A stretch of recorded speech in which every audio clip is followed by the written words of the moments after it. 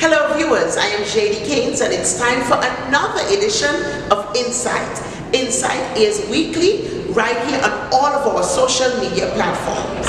This week we're doing it a little bit differently. So don't move, we'll take a quick break, then come back with the details of the program.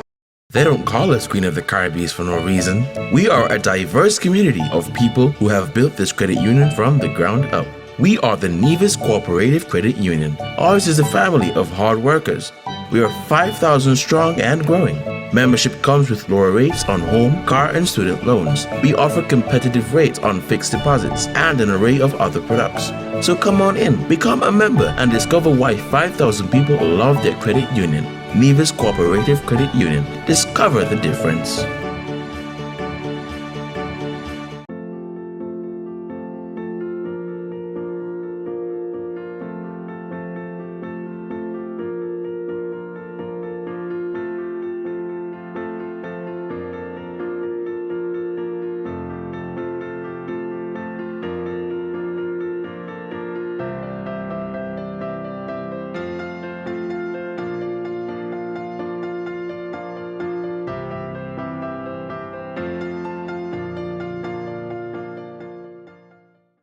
Welcome back and thanks for staying with us. Today we are going to take you down to the St. Kitts Marriott Resort where we feature highlights of the 80th OECS Credit Union Summit, of which the Nevis Co-operative Credit Union Limited is actively participating.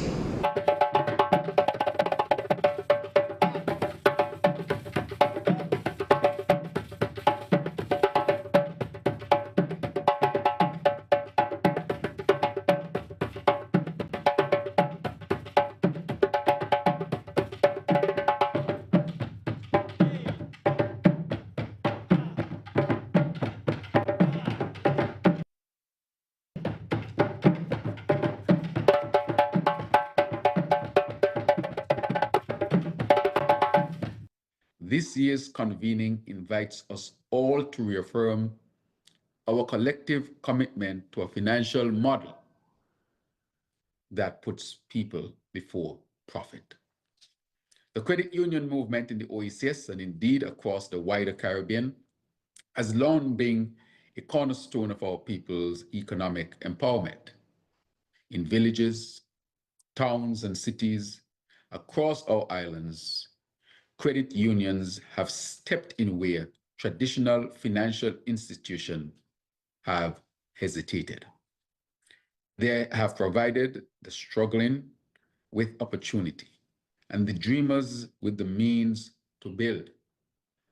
And through it all, they have remained steadfast in their mission, which is to serve the people and to serve the region.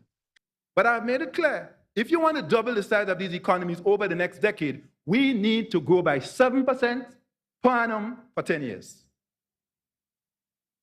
If we do that, the compounding effect gives us a doubling. 7% per annum. Now the challenge, that's easier said than done because you have the shocks, natural disasters, trade shocks, just as we had now, food shock, inflation shocks, the Prime Minister just spoke about earlier. COVID, the shocks keep coming. And so we have to find a way, as we think about big push, not just to expand the economies, but also to build resilience. And what does resilience mean? I repeat it again and again. In my mind, resilience is the capacity to absorb and withstand shocks and bounce forward. Not back, forward. Are you following me?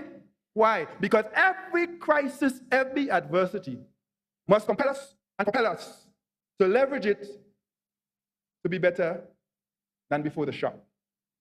So if I broke that down to food and nutrition security, after what we went through with the COVID pandemic, when we were genuinely worried about ships not coming to bring our food, 80% of our food is imported. So when you talk about inflation in the currency union, you cannot escape the fact that we are importing most of our inflation. And if you want to handle our own business, and we want to begin to bend the curve with respect to inflation, we have to produce more of our food, and we have to do so in an affordable way. Ladies and gentlemen, that's all the time we have for this week's show. Be sure to tune in next week when we'll have a brand new episode right here on the social media channels of the Nevis Co-operative Credit Union Limited. I am Shady Keynes. Goodbye.